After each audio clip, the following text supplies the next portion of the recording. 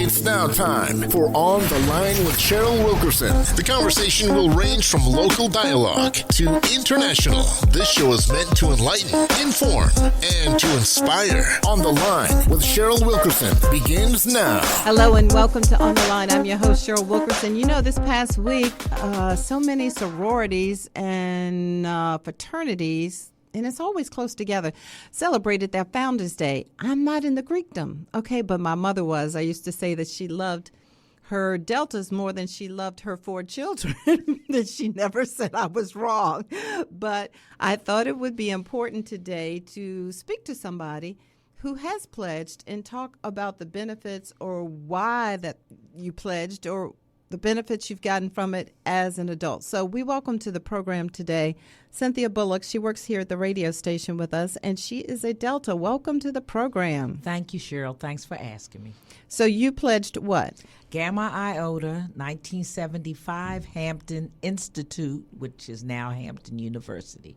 And why did you pledge? I originally pledged, and I laugh about this when you think about it, it's more social as you are younger. So you're a part of this group, you like the ladies that you're with, you are comfortable, and you kind of have this social thing going on with and it kind of get even competitive with the other social clubs. But as you get older, as you mature, you realize how important the Divine Nine is as a group and how inclusive it is to service, and you represent the best of a HBCU, of the Divine Nine, of a black sorority or fraternity, and it becomes an honor. What is the difference in pledging undergrad or pledging a grad chapter? Now, I didn't pledge grad chapter, I pledged undergrad. And I think that there are disciplines that I learned that have stuck with me. Honor, sticking with your sister, taking up for the truth. And they did exercise. And that was when I'm an early morning person. When I go out early morning to the gym or to work, those disciplines that I learned getting up in the morning during undergrad, having to be on the field, having to exercise, I didn't realize how important that was. But I can still, early morning, I always think, and when I smell the air, I always think of pledging and the discipline and the stick-to-itiveness. And it's really funny you would talk about it because my father used to say I never finished anything, you dance, piano, but I finished and that stuck with me, and I was able to pledge 8 weeks. I have a friend, Michael Smith. He graduated from Norfolk State as well as the Spartan Legion. He was in the band with me. And he always says, Cheryl, when you're an adult, the networking is unmatched if you are in a fraternity or sorority. Would you agree with that? And if so, why? Yes, and I found it more coming here to work at Norfolk State because what happens is there is an allegiance with us. There is people, and I get into it because I am a Delta, but my best friend is an AKA. That's cool. And so when we're together, we always represent the best of who we are and who we represent, and that brings in the other. So the networking, the jobs, the camaraderie. I was able to become a part of the Greek organization here at Norfolk State, simply because they asked me because I'm a Delta. So I met people who you pass every day you didn't know. Now they're like, hey, Soror. So that closeness is really special to me. So if there is a parent listening right now and, sent their child off to college and they're calling back home or writing back home and saying, they don't write, they might email and say, if they're texting, they might say, I want to join so-and-so sorority or fraternity. What advice do you have for the parent? I think it's very good. There is a cost, but the outcome, the results of where their child will become is just they won't even probably recognize their child. Both of my children did not go to a HBCU. Neither one of them pledged a fraternity, but my girlfriend's children who have pledged Kappa, who have pledged Omega, they feel a closeness to me because I am a Delta, and they always respect it. So, right, it gets back to the network. That is very, very interesting. I want to thank you for joining the program today just to talk about it. We just need some background on it. You know, you hear some positive things about it, and then you hear some things that people say, this, that, the other. So I just wanted to hear it from someone who actually lives the Greek life. So, Cynthia Bullock, thank you for that and for all you do here at WNSB. Thanks, Cheryl. Thanks for asking me. No worries. Next, I'm going to turn my attention to a project that I want everybody to take a look at or take a listen to or think about going. It's called Sanctuary Road. It's based on the remarkable writings of William Still. William Still was an abolitionist, an historian, a conductor of the Underground Railroad, helped almost 800 enslaved African Americans escape to freedom. So the piece, which they call very moving, it's put on by the Virginia Opera, tells the stories of, for instance, Clarissa Davis. Clarissa Davis fled Portsmouth. Henry Box Brown, you might have heard of him, he fled Richmond looking for his wife and mailing himself off in a box. You probably heard that story. There are even children's books written about him. And they also tell the account of several other men and women who risked it all to be free. So this is a really powerful piece from what I understand. So many people, the conductor is black, the director is black, everybody in the cast, I think it's 8 soloists. They're all black. They're all new to working with the Virginia Opera. Proud to say, my nephew from Smithfield, Virginia, you know the name, Adam Richardson. He grew up in Smithfield, went to the governor's school, of course. Then he went on to Carnegie Mellon, got his master's at Juilliard. Adam travels all over this world making music.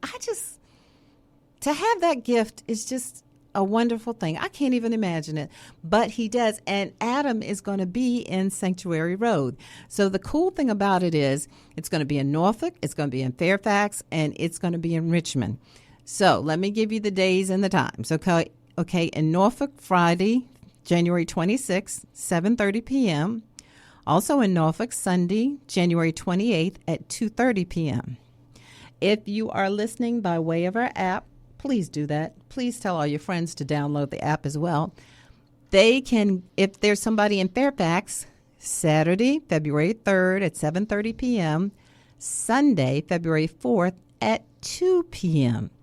Okay, and it's also going to be presented in Richmond, Friday, February 9th at 7:30 p.m., Sunday, February the 11th at 2:30 p.m. And Adam is going to be the baritone soloist. So proud of him. But these stories, earlier this week on our morning show, the Fresh Start Morning Show, we had Dr. Cassandra Newby Alexander in. She is an she's a historian's historian. That's what I want to say. And she was just giving us some of the background to what happened here in Virginia during this time period. So please, you get captivated just listening to it. From what I understand, they have different pricing for this. There's even a pay-as-you-can option. So there's no need not to go. Take your young people. It's the opera. So, the dress, you don't have to be super dressed up. Just as long as your clothes are neat and clean, go to the opera. Check out Sanctuary Road. From what I understand, it's liberating. And one of the persons in the chorus, school board member, Carlos Clanton, he was saying also that it's only an hour long. So you will be just like glued to your seat. It's not going to take much time. You can get reasonable pricing, and you can take your children and learn some history and at an early age say, I've been to the opera. I've been to the opera. Our children would love that. Our children are more than basketballs and footballs. You all do know that, right? So that's really, really important. Something else I want to talk to you all about is, oh my goodness, it's so many stories. Well, one that hit me, and it probably hit you as well, this story coming out of Lincoln University. Lincoln University, one of our HBCUs. So they have a president there. He is a white man. His name is John Mosley. John Mosley. He is now coming under fire. He has placed himself on administrative leave. Some are calling for his removal as president of Lincoln University. The vice president of student affairs, Dr. Bonnie Candia Bailey, committed suicide last week, a black woman.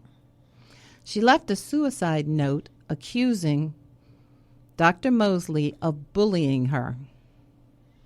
This story is gathering some steam.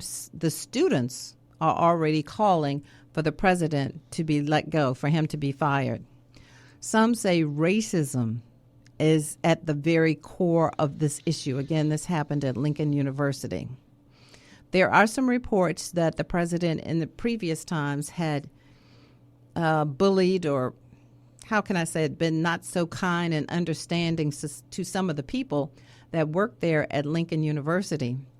But for someone to take their life, for someone to feel so bad and feel so hopeless and feel like there was no help, that she had no other choice than to take her life. And let me say, people were saying that up until the last, she was smiling and, being pleasant. They said she was always a positive force on campus for the students. Supposedly a third party is going to look into it and find out more about the investigation.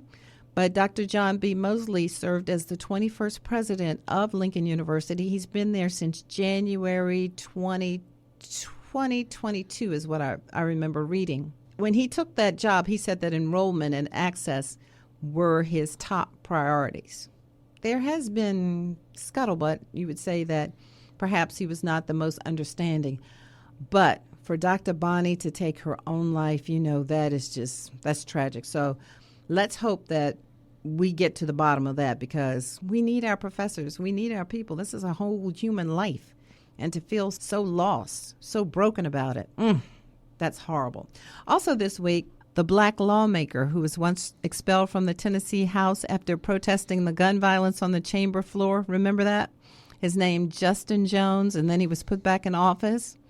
Well, he confirmed on January the 11th that he has been taken off the House Education Administration Committee. This again in the Tennessee House.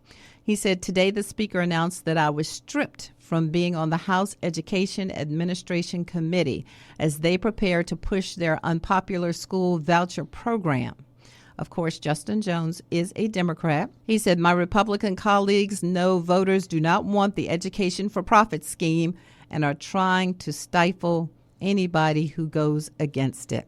I can't remember when that was, but Jones and Justin Pearson, both of whom were black, were booted out of the chamber floor of the House. This was after the shooting, one of the mass shootings. So they were put out. And also Representative Gloria Johnson, that was the white lady who was with them. She was quickly reinstated and everything. But Jones and Pearson, they were eventually reinstated. But however, under state law, both were required to run for their old seats in the primary and the general elections. Both of them won in their special elections, and they get to keep their state seats until August. And as you can see, despite having to go through all of this, they are not deterred. They are still fighting for justice. That's the kind of energy we need now. Some of these people that are in some of these state houses, just let me say it. Okay, your time has passed. It's over. You have done your best, hopefully, but it's time for some new blood to come in there. And many people are afraid of that because they know what that means. Okay? That means fairness. That means some of these draconic laws that you have in place are going to be wiped away. That's what that means. That means change. So you don't like that. You don't want that. But let me tell you something. Everything changes. The good changes, the bad changes. Everything changes. So there's no way around it. So that's my thoughts on that. Just had the Primetime Emmy Awards last Sunday night. History was made for the first time in its 75-year history. An all-black executive producing team, in addition to a black host. Well, they had a black host for the third year in a row. But the all-black executive producer team, that was a first. The host, in case you don't know, was Anthony Anderson. And from what I understand, I don't watch the show, he did a great job. So my hats go off to them. Also, I heard that Quinta Brunson won, Niecy Nash Betts won, and one other female won. So it was a good look for some black people at the Emmy Awards, which was Sunday a week ago. All right, keeping you up to date on that. I know you know about the Iowa caucuses. Did you wake up the morning after the caucus and say, wow, I can't believe Donald Trump won by so many votes? Or did you wake up and say, well, I knew that was coming? Were you surprised that Ron DeSantis came in second, a distant second, but second?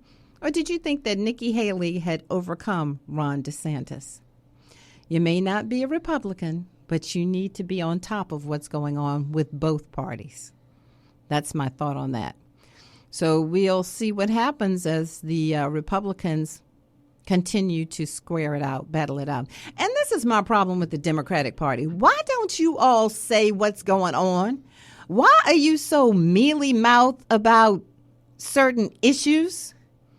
Why don't you talk about what your party has done and how you have helped people instead of letting Republicans just walk all over you and you not say anything? Haven't the Democrats done some things? You know, the other day I was doing a news story and it was talking about President Joe Biden and how, you know, when the Supreme Court squashed the plan he had to erase student debt, he has come up with smaller plans.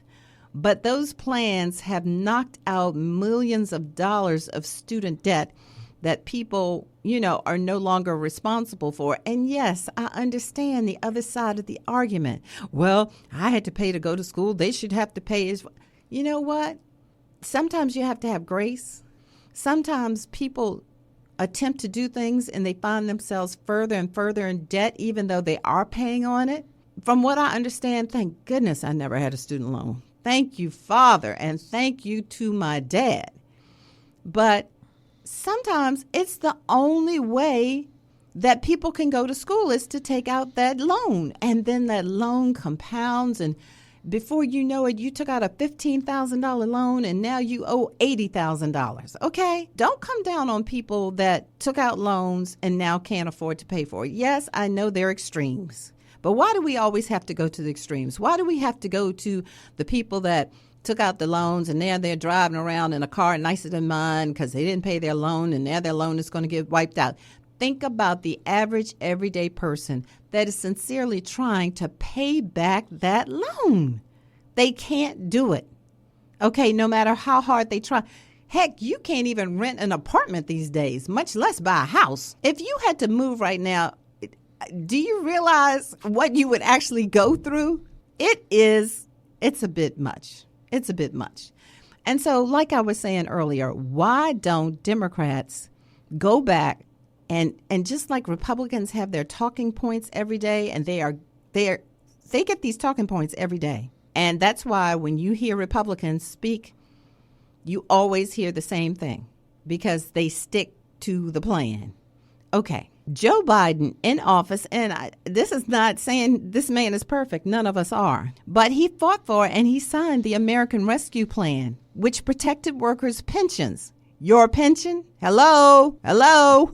Okay. Think about that. Has provided money for public safety and crime reduction. Has provided money to support small businesses. He signed a $1 trillion infrastructure bill to repair our roads, the waterways, the bridges, the railroads, and to bring high-speed internet to rural communities. That also, by the way, included money for public transit and airports, electric vehicles, low-emission public transportation, power infrastructure, and how about clean water? That was a $1 trillion infrastructure bill. He signed the bipartisan Safer Communities Act. That was the law that provides incentives for states to pass red flag laws. So it prevents people convicted of domestic abuse from gun ownership. It expanded the background checks on young people between the ages of 18 and 21 who want to buy a gun. It gave money for mental health of young people. He brought unemployment rate down to a low of 3.5%. That's matching the lowest rate before the pandemic. I think it's back up now, maybe 3.8 or something like that, but he did bring it down. He signed a bill to help veterans who've been long suffering from the effects of burn pits. He ended the war in Afghanistan. I know people got mad about it. It was the longest war in U.S. history, but President Joe Biden did end that war. Okay. He signed the Inflation Reduction Act, making health insurance plans more affordable. So President Obama did what he had to do for health insurance. And then here comes Joe Biden, again, signing the Inflation Reduction Act, making health insurance plans more affordable, and it lowered drug costs because that has gotten out of hand, right? He's also within that plan that stopped a lot of millions from what I read earlier. It said millions of Americans from losing their Affordable Care Act insurance. And it required Medicaid to negotiate the cost of the 10 highest cost prescription drugs. People, okay, so if you have insurance, but you can't afford the medicine, I mean, what's going on here, right? So he has done these things. Some might say that because of President Joe Biden, we now have respect again among our allies because the last administration, everybody in the world thought we were a joke. Everybody. And you know that to be true. How about he appointed Justice Ketanji Brown Jackson, the first woman to sit on the Supreme Court? How about that? Pardoning people that had been convicted of simple marijuana possession. Okay? President Joe Biden also put into place some reforms, some electoral reforms to make sure that election results are not undermined. So I don't know why Democrats don't get, maybe I need to write them a memo, huh? Maybe every night I should write a memo and send it out to all Democrats and say, whatever news shows, radio programs, whatever reporter puts a mic in your face, these are the things that you are to say. And I was talking to our general manager the other day, Maynard Scales, and he was pointing out how he was watching, I think it was Meet the Press the other day, and they had a Republican on there. And this is another trick that they do. Every time she referred to Trump, she called him President Donald Trump. Every time she had something to say about our current president, President Joe Biden, she just called him Biden or Joe Biden, would not use the word president in front of it. So, getting into your psyche, that's how conniving, some people would say, that's how detailed they are. But that is what's going on. So you have to keep your ears and your eyes open. You have to know what's going on because it's a lot of trickery out here. Okay? My name is Cheryl Wilkerson. You are listening to On the Line. Glad you give me a listen. I do this show every Sunday morning at 11 a.m. on Sunday mornings. Sometimes we have some guests. Sometimes we just talk about some things that are going on. One thing, I don't think I have my notes on it, but I want you all to check out the national parks because there is a free day coming up for national parks. That's something else we don't take advantage of. Do you take your children to the parks? To the national parks? I remember my parents used to take us to Pocahontas State Park all the time. Yeah, but that day is coming up. And so, gather up your children, your nieces, your nephews, whomever. Go out and enjoy the parks. You're paying taxes for them, right? I imagine you pay taxes for everything else. Oh, my gosh. So that's something that I think that we can take a little bit more interest in. And from what I understand, some of these parks have some lovely lodging. Now, it's not the glamping, the glamour camping. It's not that. But from what I understand, some of the national parks are really, really, really nice. And so here's an article I just pulled up quickly because I didn't have my notes on it. And it's talking about January already. Have you heard of the National Parks program, Every Kid Outdoors? It's amazing. So they say basically every fourth grader in the nation gets a free National Parks pass. It's good for the whole family from September 1st through August 31st. So you just print out a temporary paper pass from their website and bring it with you, and the whole family gets to go to the national park. Again, the name of the program is Every Kid Outdoors. Every Kid Outdoors. Go to that website and print out that pass and enjoy these national parks out here. From what I understand, they are really, really nice. Okay? Cheryl Wilkerson on the line. What else did I have to tell you before we run out of time here today? Some amazing news stories. I do have a Facebook news group. So let me tell you about me. I'm kind of conservative, right? So in my news group, I print news that is of concern to the Black community. I do not put videos up. They're news stories. That's because Cheryl likes to read. Cheryl doesn't like to watch videos. So I put up news stories that you can read. I put up news stories Monday through Friday. They're about everything, sports, entertainment, hard news, crime, entrepreneurship, all of that. I put it up. I update it every Monday through Friday. So you can check that out. And no, I don't put videos up. Okay.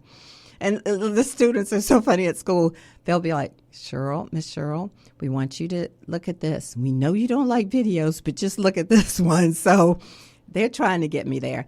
Don't forget, if you're living in Virginia Beach, it's Restaurant Week. It runs now through January the 21st. Over a dozen restaurants are participating. They have special pricing for breakfast, lunch, and dinner. If you head to our Hot 91 Facebook page, you can get all the information there. It's important. Also, we try to make sure that we check out the restaurants in our community and support them. We know how important that is. So just imagine if you have a business, you want people to support you. And you know what? If you go to a business and you have a bad experience, do not just get on social media and rag them out. How about trying to talk to the manager? How about trying to write them a private email? How about trying to give people grace? There's that word again. Give people grace instead of just being negative. Just being negative. No, we don't want to be that type of person. We want to give people a chance to right a wrong. At least that's what we say. So could we please act that out? A friend was talking about a new restaurant, a Black-owned restaurant. So I went to their page to check them out, and I saw the misspelling of a word. So where she had made the post about the restaurant, it's not correct of me to put it on that public post. So I sent her a private message and said, I circled it and sent it to her so she could tell the owners there's a misspelling here. Let's treat each other the way that we want to be treated. It's not so hard. Now, having said all of that, you all are the best audience in the world.